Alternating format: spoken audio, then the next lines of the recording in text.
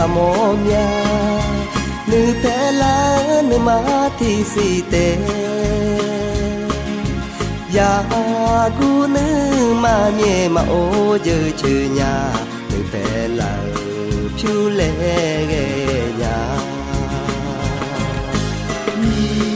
thế rồi nghe cơ anh như sao cũng mà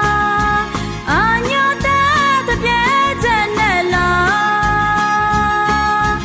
yo sao phải mà lẽ anh như mà để anh như gạo anh đâu nó tệ lên nè mi cha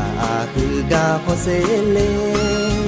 thơ lối tu mẹ à đố nhang ga mà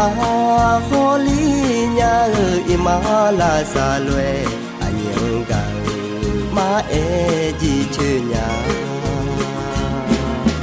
cho si lên upe ti vante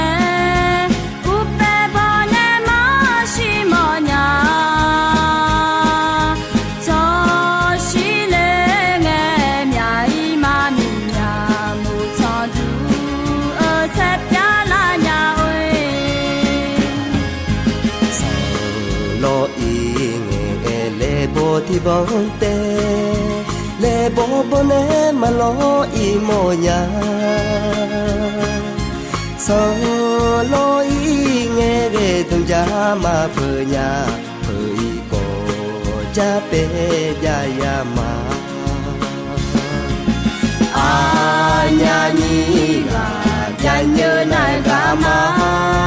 si sa khe ba má ta khoe cười si sa bo cu mà lo hơi cười